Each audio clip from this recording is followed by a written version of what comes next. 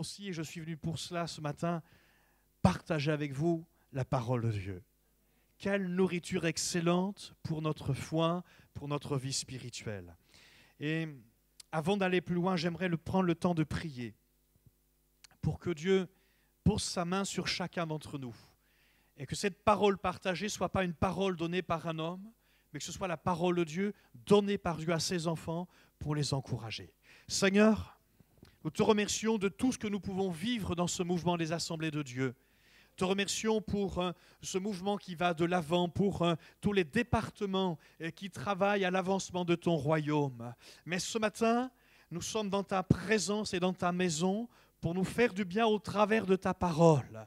Nous voulons prendre le temps de nous arrêter dans toutes nos activités, prendre le temps de nous arrêter pour t'entendre nous parler. Seigneur, ta parole, elle vient pour fortifier notre foi, pour interpeller l'un ou l'autre, pour donner à celui qui en a besoin de pouvoir repartir comme tout à nouveau. Pour un autre, de se dire oui, voilà la direction dans laquelle Dieu veut me conduire. Pour un autre, de se dire merci de confirmer, Seigneur, ce que tu as mis sur mon cœur. Je crois que ce matin, tu vas parler à chacun d'entre nous et tu vas nous bénir parce que tu veux que nous soyons forts dans la foi spirituellement pour pouvoir œuvrer à la gloire de ton nom.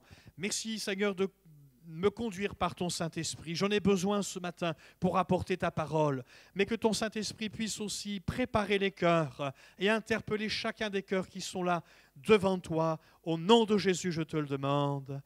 Amen. Amen. Je voudrais ouvrir avec vous la parole de Dieu dans le livre d'Ésaïe au chapitre 61 et au verset 1er. J'ai été très attentif au chant que l'équipe de louanges nous a interprété ce matin, dans lesquels ils nous ont emmenés avec eux pour chanter la gloire de Dieu. Et plusieurs fois, ce thème de la liberté est revenu.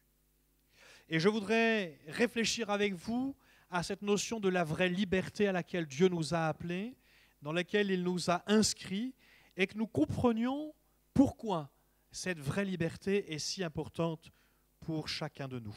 D'abord, est-ce que nous sommes réellement conscients à quel point Dieu nous a rendus libres? Est-ce que vous mesurez la liberté dans laquelle Dieu vous a conduit au travers de l'œuvre de Jésus-Christ? Est-ce que vous avez conscience que cette liberté qui vous a été donnée, elle a un objectif et un but? Est-ce que nous avons conscience de ce privilège que nous avons, mais aussi des responsabilités qui vont avec? Est-ce que vous êtes fâché avec le mot responsabilité? Si je vous dis ce matin que vous êtes responsable devant Dieu, ça ne vous choque pas? Vous ne me fouetterez pas tout de suite? Vous attendrez encore un peu? Oui, je crois que la liberté à laquelle Dieu nous a appelés, dans laquelle il nous a emmenés, nous rend responsables. Et nous allons voir comment, en faisant un rapide tour d'horizon. Vraie liberté, c'est peut-être la liberté selon le cœur de l'homme. C'est une image forte. Vous savez quand même que c'est la France qui a offert aux États-Unis ces statues. Vous êtes au courant? Ouais. Et voilà la liberté selon le cœur de l'homme. L'image d'une statue qui donne l'illusion que tout est libre et que chacun peut faire ce qu'il veut. Et puis je crois qu'il existe une autre liberté, c'est celle selon le cœur de Dieu. Et celle qui m'intéresse ce matin, vous l'aurez compris, c'est cette liberté selon le cœur de Dieu. La mission de Christ, c'est de proclamer la liberté. Mais c'est quoi la liberté? Liberté par rapport à quoi? Ésaïe 61, verset 1er. L'Esprit du Seigneur, l'Éternel, est sur moi, car l'Éternel m'a oint pour porter de bonnes nouvelles aux malheureux. Il m'a envoyé pour guérir ceux qui ont le cœur brisé, pour proclamer aux captifs la liberté et aux prisonniers la délivrance. Amen. Puis-je me permettre de vous proposer de remplacer le moi par votre prénom? Ah, ça dérange là, hein? L'Esprit du Seigneur l'Éternel est sur Bruno, car l'Éternel a oint Bruno pour porter de bonnes nouvelles aux malheureux. Il m'a envoyé pour guérir ceux qui ont le cœur brisé, pour proclamer aux captifs la liberté, aux prisonniers la délivrance. Est-ce que ça s'applique aussi avec votre prénom? Ouh là là. Aïe. Alors certains disent oui, il y en a d'autres qui font certainement pas. D'autres, ils se posent la question. Je crois que nous sommes tous concernés. Il n'est pas question de ministère pastoral, évangélique ou évangéliste ou autre. Il n'est pas question de la définition d'un ministère. Il nous est simplement dit que la délivrance qui nous a été accordée, elle vise un objectif, c'est que nous puissions amener d'autres à connaître cette même délivrance. Aussi, le moi, remplacez-le par votre prénom sans crainte. Car c'est ce que Dieu attend de chacun d'entre nous. Vous êtes d'accord avec moi pour dire que l'évangélisation n'est pas réservée qu'aux évangélistes?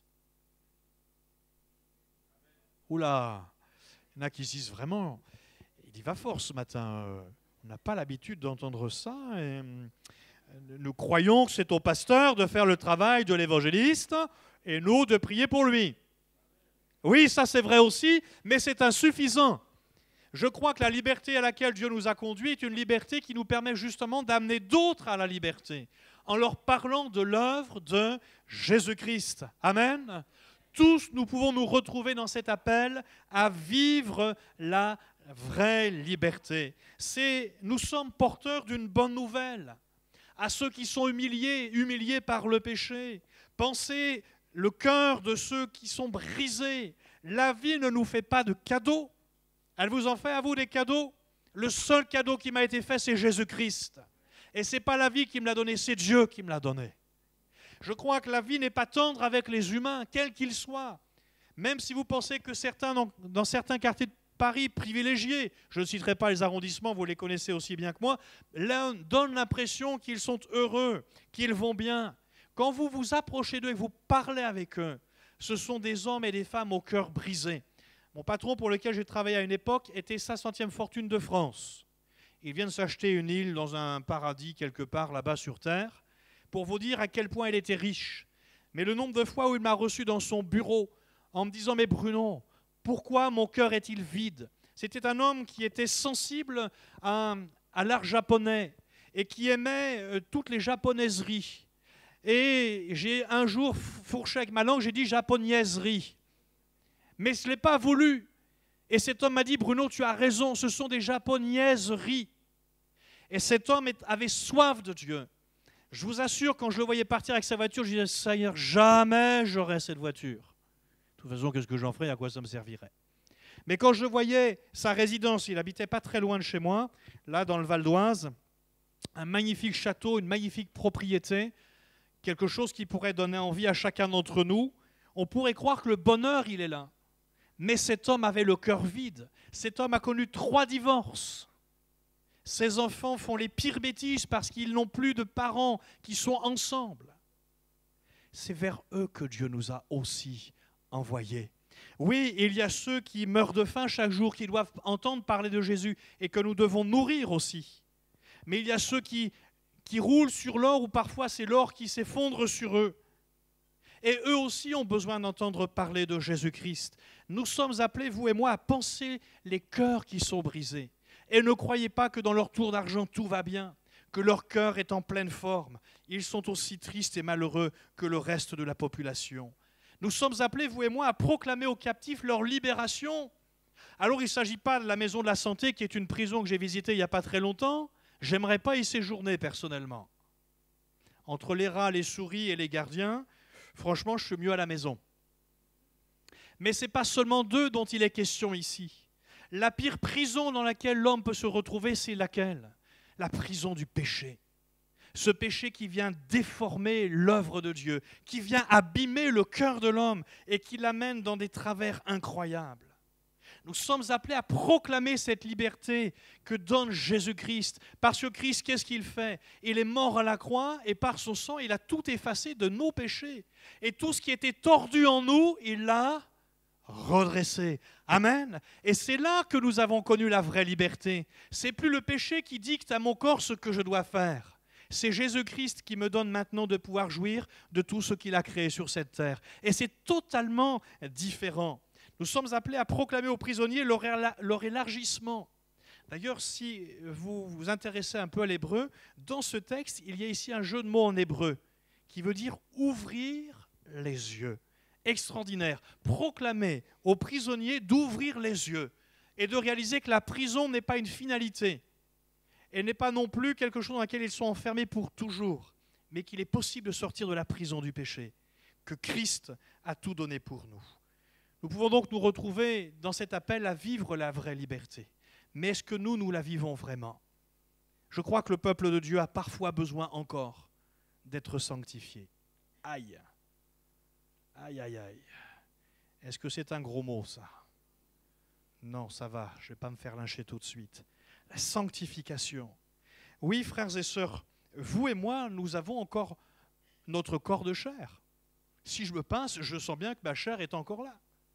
Et nous pouvons connaître encore quelques faiblesses avec notre corps de chair, des tentations. Et je crois que Dieu est là pour nous en préserver, pour nous aider à ne plus succomber à ce que notre chair demande.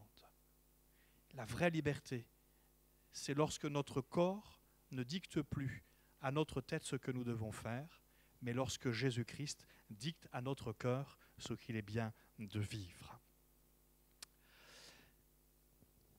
Justice et vérité, c'est souvent ce à quoi les hommes aspirent le plus. On a soif de justice, pas vous? On a horreur de l'injustice, surtout quand c'est pour nous. Quand c'est pour les autres, ça ne nous dérange pas trop, mais quand on est injuste avec nous, ça nous perturbe, ça nous dérange, ça nous gêne. Et on a besoin de vérité. On veut connaître la vérité. Et tous les hommes, de toute nation, de tout peuple, de toute époque, ont toujours vécu dans cette dimension de connaître la justice et la vérité. Et je crois que la vérité est un instrument de la liberté. Nous allons lire dans l'évangile de Jean, au chapitre 8 et au verset 31. Jésus dit aux Juifs qui avaient cru en lui, « Si vous demeurez dans ma parole, vous êtes vraiment mes disciples. » Je m'arrête là et je vais vous poser la question, est-ce que vous demeurez dans la parole de Dieu? Attention à ce que vous allez répondre. Est-ce que vous demeurez dans la parole de Dieu?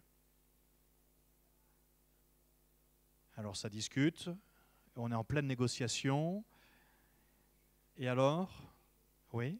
Donc, vous êtes vraiment mes disciples. Vous voyez que tout à l'heure, j'avais raison de faire remplacer le moi d'Ésaïe 61 par votre prénom. Puisque vous êtes et vous demeurez dans la parole de Dieu, vous êtes les disciples de Jésus. Quelles conséquences ça a pour chacun de nous? Elles sont nombreuses, mais il y en a une principale sur laquelle je voudrais mettre l'accent maintenant. Vous connaîtrez la vérité et la vérité vous affranchira. Un jour, je témoignais cela à un collègue de travail. Et voilà ce qu'il m'a dit. D'accord, la vérité vous affranchira. Mais donc tu es en train de me dire que comme par la poste, vous êtes complètement timbré dans les églises. Il avait trouvé le jeu de mots très intelligent. Et il a cru qu'il allait briller avec ce jeu de mots. Et j'ai dit, la poste, elle n'a jamais rendu libre qui que ce soit. Mais Christ nous a rendus libres. Et la vérité, elle n'est pas dans un affranchissement postal. Elle est dans un affranchissement que Dieu a permis dans notre vie. C'est Dieu qui, au travers de l'œuvre de Jésus-Christ, nous a affranchis du péché, c'est-à-dire délivrés du péché.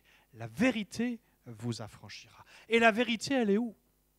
Si ce n'est en Jésus lui-même. C'est lui qui nous a débarrassés des chaînes du péché. La liberté, elle passe par la connaissance. Si je ne connais pas, je ne suis pas libre. C'est comme ce problème de la liberté dans le sens où, quand on n'a pas de choix, est-ce que nous sommes libres de choisir? Si aux dernières élections présidentielles, on nous a dit, voilà, il y a un candidat et vous allez voter parce que c'est la démocratie. Est-ce que c'est un choix? Un choix, ça démarre à partir de au moins deux possibilités. À partir de deux possibilités, j'ai un choix. Et quand dans le monde laïque dans lequel nous vivons, on nous dit que l'Église n'a pas besoin d'exister, qu'elle ne sert à rien, et que la liberté, c'est de vivre comme on veut, il est où le choix? Il n'y a pas de choix. On n'offre pas la liberté aux gens. On leur laisse croire qu'ils sont libres, mais en réalité, ils ne sont pas libre. Pourquoi on n'enseigne pas la religion dans les écoles? Pourquoi on ne dit pas aux enfants, voilà, la vie, elle peut se faire de deux manières possibles, avec Dieu ou sans Dieu? Parce que je me souvienne, on ne m'a jamais dit, Bruno, tu dois croire en Dieu. On ne m'a jamais imposé, Dieu ne m'a jamais dit, il faut impérativement que tu crois en moi. Il m'a dit, voilà, il y a le chemin de la mort et le chemin de la vie. Je te propose de suivre le chemin de la vie, mais c'est toi qui choisis. Et Dieu m'a toujours laissé libre de choisir, mais aussi d'assumer les conséquences de mes choix. La liberté, elle passe par la connaissance, sans laquelle nous ne pourrions connaître Christ qui nous libère. Parce que la connaissance, elle nous amène à Christ. Et c'est bien de lui dont nous devons parler à notre génération. Est-ce que vous parlez souvent de Jésus autour de vous? Pas à vos frères et sœurs de l'Église, pas aux frères et sœurs des autres églises, à des gens qui ne connaissent pas Dieu. Est-ce que vous en parlez à vos voisins? Et non, parce qu'un des grands drames de Paris, c'est qu'on est tous les uns sur les autres, mais il n'y a pas plus seul qu'un Parisien à Paris. C'est pas vrai? Si vous avez malheur de croiser le regard de quelqu'un dans le métro, il vous fusille de son regard en disant « Pourquoi tu me regardes ?» En même temps, c'est un peu difficile de regarder ailleurs parce que du monde, il y en a. Mais est-ce que vous prenez le temps de parler de Jésus à vos voisins?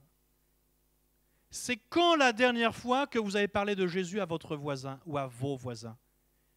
Ne me répondez pas, ça ne me regarde pas. Je vous pose la question pour que vous puissiez réfléchir. Et à votre famille qui n'est pas convertie? C'est quand la dernière fois que vous avez parlé de Jésus? Et à vos collègues de travail? Ah, mes frères, on n'a pas le droit sur le lieu du travail. Dites-moi où c'est interdit. Il m'était interdit de prêcher Jésus dans le magasin dans lequel je travaillais. Et il m'a été interdit de prêcher Jésus quand j'étais dans la centrale d'achat où j'ai fini ma carrière professionnelle. Sauf que ce n'est pas moi qui prêchais Jésus. On me posait des questions. Parce qu'on ne me trouvait pas comme les autres. Tous les jours, j'avais le sourire. Même avec 42 fièvres, quand j'étais grippé, j'allais travailler, j'avais encore le sourire. Je n'ai pas dit que j'étais en pleine forme, mais j'avais le sourire. Et dis-toi, tu es toujours heureux. Même quand tu es malade, tu es encore heureux. Je les laissais me poser des questions. Et c'est parce qu'ils me posaient des questions que je leur dis, bah oui, je suis heureux parce que Jésus vit en moi. Et toc, j'ai prêché Jésus sans prêcher Jésus. C'est quand la dernière fois que vous avez parlé de Jésus à votre collègue de travail et à vos amis? Nous connaissons la vérité. Nous avons été libérés en Jésus-Christ. Et qu'est-ce que nous faisons pour partager cette liberté? Ah, mes frères, c'est le travail de Gabriel. C'est vrai. C'est vrai, Gabriel, c'est ton travail aussi. Oui, il est d'accord. C'est aussi mon travail. Mais c'est aussi la responsabilité de chacun d'entre nous. Et tout à l'heure, avec la centrale de référencement, je disais, quand on est ensemble, on est plus fort. Mais c'est formidable quand le pasteur travaille avec l'Église et que l'Église travaille avec le pasteur et qu'on ne fait plus qu'un. C'est formidable quand les uns et les autres, on se donne une main d'association pour aller parler de Jésus. Moi, je me réjouis de cet été de ce que Jean-Marie Lefebvre, avec la mission intérieure, a organisé plein d'évangélisations. Peut-être en avez-vous entendu parler avec la lettre de la mission intérieure, la lettre de prière, où plusieurs chrétiens sont allés dans plusieurs villes. Ils ont chanté, ils ont témoigné, ils ont distribué des prospectus, ils ont donné des CD, des DVD qui parlaient de Jésus. Amen. C'est pas extraordinaire? Alors des fois, on se sent seul. Peut-être qu'à votre travail, vous ne le savez pas, il y a d'autres chrétiens. Mais comme on n'a pas le droit de parler de Jésus, on ne le sait pas. Hein. Sauf que quand même, un chrétien, on le sent, non? On le voit, on l'entend. Le chrétien, c'est le seul qui ne fait pas de ragot à son travail. Qui ne dit pas de mal de son chef. Qui ne critique pas ses collègues. Le chrétien, c'est le seul qui prie pour son équipe avec laquelle il travaille. Ah bon? Le chrétien, c'est le seul qui ne mange jamais sur son lieu de travail. Tu pourras dire au chef que je suis malade, mais en fait, je vais au cinéma. Vous couvrez ces choses-là? Eh oui. Peut-être il y a d'autres chrétiens sur votre lieu de travail et vous ne le savez même pas. Et si vous, sur votre lieu de travail, vous commenciez à vous retrouver ensemble, dans la salle de pause, pendant que les autres vont fumer la cigarette ou prendre un café, pourquoi vous ne passeriez pas du temps ensemble pour prier pour votre entreprise, pour votre patron, pour vos collègues? Vous savez, sur les lieux de travail, il y a beaucoup de disputes. Les gens sont jaloux. On veut toujours prendre la place du chef. On veut être chef à la place du chef. Ça crée toujours des tensions. Mais moi, j'ai expérimenté des choses formidables quand je travaillais, encore à cette époque-là. C'est que quand je priais pour mon équipe, je n'avais pas de souci avec eux. Et quand j'oubliais de prier pour eux, ils me rattrapaient vite. Alors très vite, je m'enfermais dans mon bureau et je priais pour eux. J'ai aussi prié pour mes patrons, pour que Dieu touche leur cœur et les sauve. Et il n'y a pas de honte à le faire. Et je crois que nous sommes appelés à le faire. Alors, il faut le faire pas à pas, il faut le faire progressivement, mais il faut aller de l'avant. La nouvelle loi, c'est la loi de la vie, et c'est elle qui nous rend libres. Dans Romains, au chapitre 8, verset 1er, il est dit « Il n'y a donc maintenant aucune condamnation pour ceux qui sont en Jésus-Christ. » Est-ce que vous faites partie de cela? Oh, tout le monde n'est pas sûr ce matin. Vous n'avez pas compris ce que j'ai dit peut-être. Il n'y a donc maintenant aucune condamnation pour ceux qui sont en Jésus-Christ. En effet, la loi de l'Esprit de vie en Jésus-Christ m'a affranchi de la loi du péché et de la mort. Parce que le péché est une loi qui dicte sa dictature aux humains et dont il est extrêmement difficile de se débarrasser. Un seul peut le faire, c'est Jésus-Christ. Et vos collègues de travail, vos voisins qui sortent la poubelle à 23h le soir, ou à 2h du matin en pleine nuit pour vous réveiller, qui font exprès de faire tomber le couvercle en métal dans l'escalier, celui-là, au lieu de le maugréer, de maugréer à son égard et de le maudire, priez pour lui, pour qu'il arrête de sortir sa poubelle à 2h du matin, mais aussi et surtout pour que Dieu touche son cœur. Parce que si à 2h du matin il ne dort pas, c'est qu'il a un problème. Eh oui, c'est facile pour nous de dire « Ah, celui-là alors ». Mais ça devrait être tellement spontané chez nous de dire « Seigneur, vois cet homme ou cette femme-là qui fait du bruit, sauve-le, touche son cœur ». On a besoin de réfléchir à ces choses. Christ m'a affranchi. C'est pour que je puisse amener d'autres au même affranchissement, pour que d'autres puissent connaître la même liberté. Mon frère, ma sœur, on est bien ce matin ensemble. Et c'est rassurant d'être ensemble entre quatre murs, non? Mais si on avait décidé ce matin avec Gabriel d'aller faire ce même culte sur l'esplanade des Champs-Élysées, il est fou ce pasteur. Et alors pourquoi c'est plus une église quand on est dehors? Dites-moi, c'est plus une église quand on sort? Ah, il y en a qui ne savent pas là. Bien sûr, l'église, ce n'est pas les murs. Hein. L'église, c'est vous, c'est moi. C'est ensemble. Et pourquoi on ne le fait pas? C'est rassurant d'être assis sur des chaises, c'est confortable. Il y a quelqu'un qui a donné une réponse, je n'ai pas entendu. Il fait froid? Voilà. Il fait froid, je suis timide, j'ose pas parler. Il n'y aura pas de chaise. Il n'y aura pas de sono. On se retrouve des excuses. Aucune excuse n'est valable. Mon frère, ma sœur, ce que Dieu nous a donné, c'est pour que nous le partagions avec le plus grand nombre. C'est ça la vraie liberté qui nous a été donnée. Alors je crois qu'il s'agit d'une délivrance en cascade. C'est une délivrance qui est opérée par le Saint-Esprit en cascade. Parce qu'en nous délivrant du péché, il nous a délivrés de la mort. La mort, on pourrait en parler. Hein. La mort est le contraire de liberté.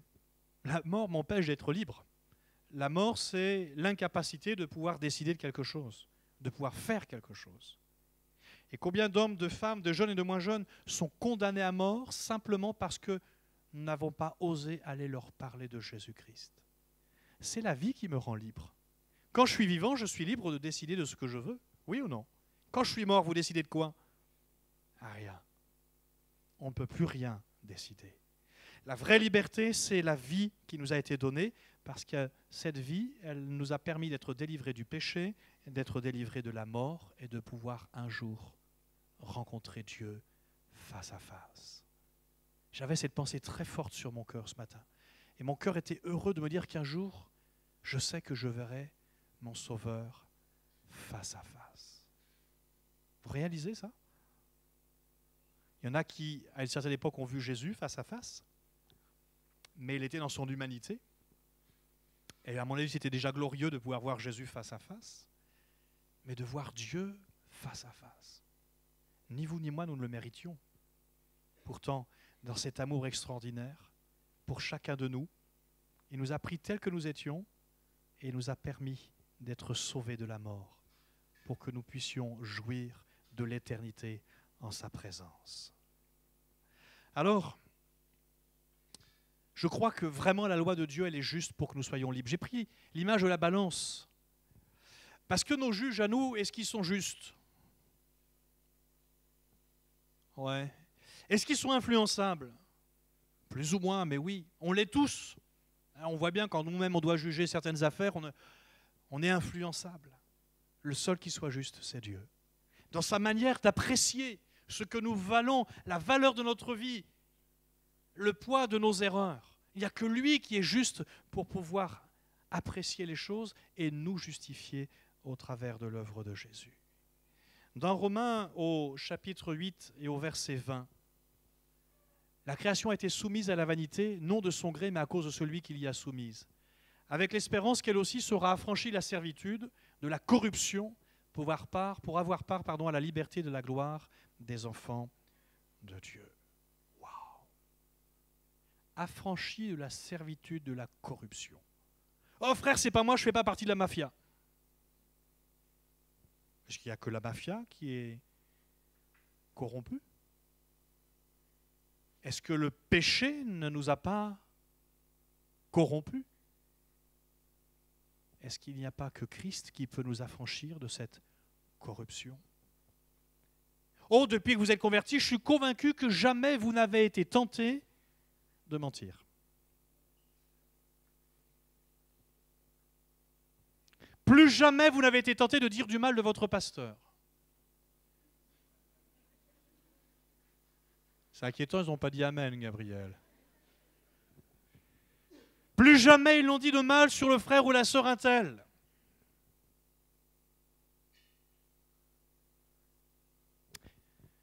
Affranchi de la corruption. C'est tout ce qui, dans notre cœur, vient corrompre la beauté de Dieu, vient abîmer l'œuvre de Dieu, vient contribuer à détruire l'œuvre de Dieu. Et parfois, malheureusement, nous sommes obligés de constater que tous les chrétiens commettent encore des erreurs parce que leur cœur est encore corrompu. Plus ou moins, mais encore corrompu. Alors ce qui me rassure, c'est de savoir que nous allons de progrès en progrès.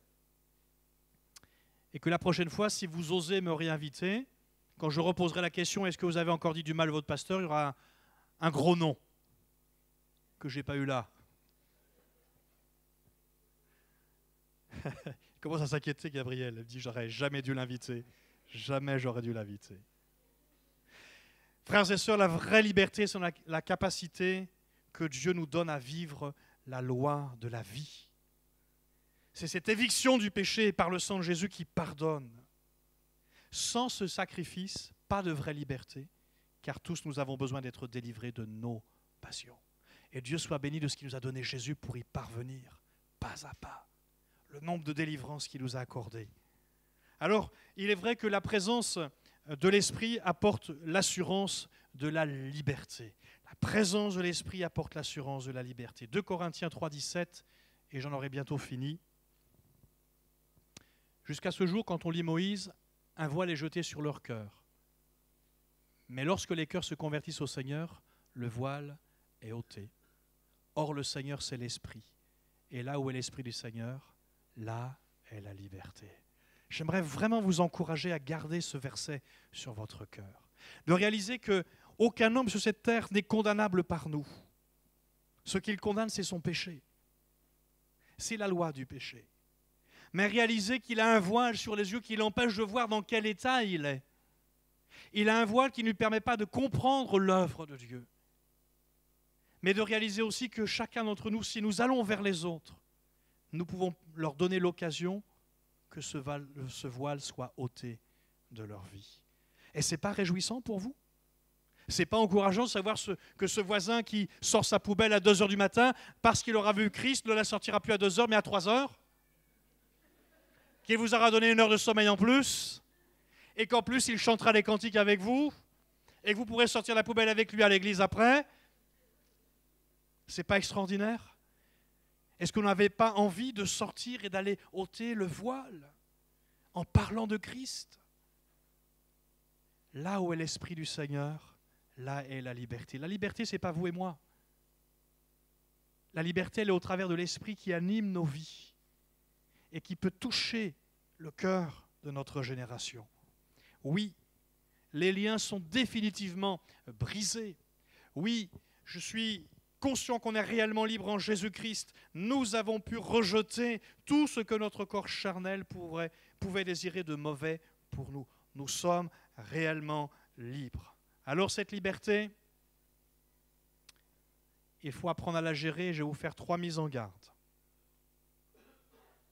1 Corinthiens 8, 9.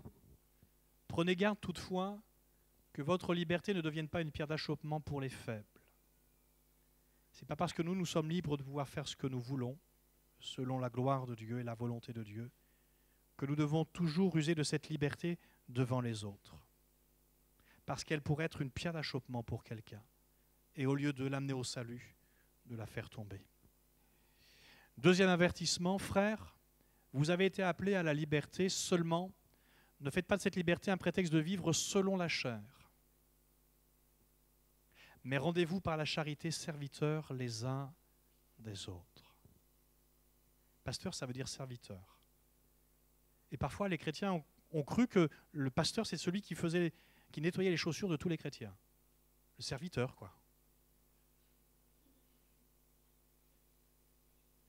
Heureusement, ce n'est pas le cas ici. Ah là, il y a un gros amen, là. Je crois que nous sommes serviteurs les uns des autres. Le pasteur est le surveillant, celui qui prend soin du troupeau, qui encourage, mais on travaille ensemble, main dans la main. Oui, nous sommes serviteurs les uns des autres. Personne ne me doit rien. Je ne dois rien à personne. Mais nous sommes appelés à faire ensemble. Pas parce qu'il y a un dû quelque part, mais parce que nous avons le désir, animés par l'Esprit de Dieu, de communiquer la vraie liberté à ceux qui nous entourent. Et dernier avertissement, c'est la volonté de Dieu qu'en pratiquant le bien, vous réduisiez au silence les hommes ignorants et insensés, étant libres, sans faire de la liberté un voile qui couvre la méchanceté, mais agissant comme des serviteurs de Dieu. Notre liberté ne vise pas à couvrir les fautes des autres. Celui qui couvre les fautes des autres, c'est Christ, par son sang, et qui en libère totalement. Mais nous sommes appelés, vous et moi, à agir comme des serviteurs de Dieu. Seigneur, qu'est-ce que tu attends de moi? Montre-moi, et j'agirai selon ce que tu m'auras demandé. Frères et sœurs, nous avons besoin de vivre cette réalité de la liberté. Nous avons besoin de comprendre le sens de cette liberté. Nous avons besoin de communiquer cette liberté. Nous avons besoin de sortir de nos tentes. Nous avons besoin d'aller dire à ceux qui sont autour de nous, Jésus t'aime. Oui, tu as des soucis dans ta vie. Oui, tu es tordu par le péché. Ok, mais Jésus peut tout changer dans ta vie. Et il a fait il y a 2000 ans ce que personne ne pouvait faire à sa place. Et depuis plus de 2000 ans, Jésus sauve parfaitement. Transforme les vies et les cœurs. Vous en êtes le témoignage vivant et endormi. Vivant et réveillé. Pas parce que le pasteur crie, mais parce que l'Esprit de Dieu vit en vous. Nous sommes ce peuple de Dieu que Dieu appelle à sortir. Alors il ne s'agit pas de sortir de l'Église pour ne plus jamais y revenir. Il s'agit de sortir de nos murs pour aller chercher ceux qui sont perdus. Vous croyez, vous, que les gens ont envie d'entendre parler de Jésus? Quelques-uns, oui, la majorité, non. Quand on leur parle de Jésus, ils fuient. Ils préfèrent les boîtes de nuit, les sex shops et toutes les autres perversions de la terre. Mais si nous n'allons pas vers eux, ils ne viendront pas vers nous. Sauf si nous témoignons de Jésus-Christ et de la transformation qu'il peut opérer dans toute vie. Ce qui réjouit mon cœur, c'est de savoir qu'on va vers des temps difficiles. Il est tordu, ce pasteur, vraiment. Décidément, les pauvres à Beauvais ne sont pas gâtés. Hein. Oui, je me réjouis parce que même si ça va être difficile pour nous, économiquement parlant, les cœurs seront davantage ouverts à la proclamation de l'Évangile. Malheureusement, c'est toujours quand l'homme est au fond du trou, quand l'homme est désespéré complètement, qu'en dernier recours, il se tourne vers Dieu. Et je crois personnellement que Dieu permet que nous connaissions ces temps difficiles. Pas pour punir les chrétiens, mais pour que l'homme ait une dernière occasion de trouver en Jésus le salut.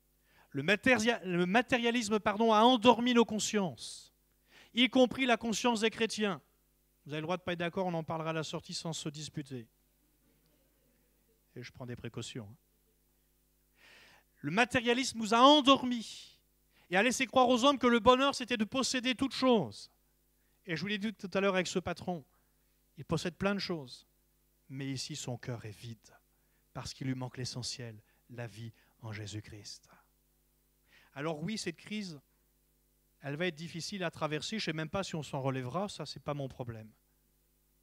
Mon souci, c'est que nous soyons forts au travers de cette crise, en étant solidaires les uns des autres et en décidant d'aller parler de Jésus. Parce que dehors, ils vont crier, dehors, ils vont pleurer, dehors, ils vont être désespérés, dehors, ils vont prendre conscience que tout à coup, ce qu'ils possédaient, ils ne l'ont plus, et que leur vie n'a plus aucun sens. Et c'est dans ces moments-là, malheureusement, qu'ils vont se tourner vers Dieu. Quand je dis malheureusement, c'est parce qu'il aura fallu arriver jusque-là pour qu'ils se tournent vers Dieu. Est-ce que nous sommes prêts à sortir? Est-ce que nous sommes prêts à accueillir ceux qui sont dehors et qui vont entrer dans la maison de Dieu? Est-ce qu'on va les regarder bizarrement? Vous êtes sûr? Est-ce qu'on va être tenté de les juger? Si une prostituée rentre avec une mini-jupe dont on voit la culotte. Ah ouais, excusez-moi. Mais lorsque j'étais rue du Sentier, une femme est entrée ainsi. Et on voyait sa petite culotte. C'était indécent pour nous chrétiens. Et dans l'église, les voix se sont élevées en disant « Oh !»